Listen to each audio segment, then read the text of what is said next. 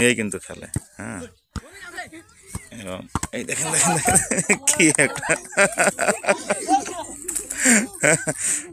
আরে কি বলবো, অনেক মজা কিন্তু।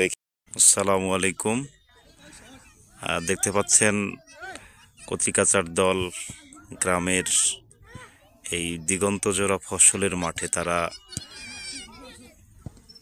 ধানের নাড়া পরিষ্কার করে 2-3টা জমির সমন্বয়ে একটা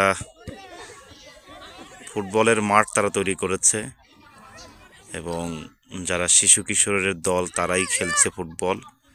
যে বলটা দিয়ে খেলছে সেটিতেও খুব একটা হাওয়া নেই, অর্থাৎ ফুটো বল। তবুও তাদের এই খেলার কিন্তু আগ্রহের কোনো কমতি নেই, খেলছে।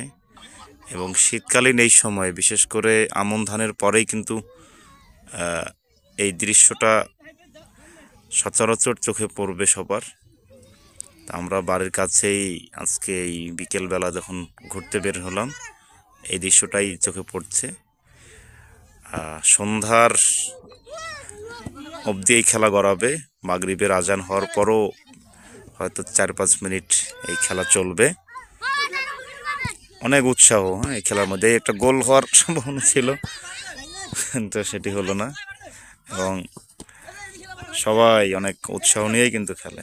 হ্যাঁ, এবং এই দেখেন দেখেন দেখেন কি একটা আরে কি বলবো, অনেক মজা কিন্তু এই খেলাগুলো দেখতে এবং খেলতে দুটোই।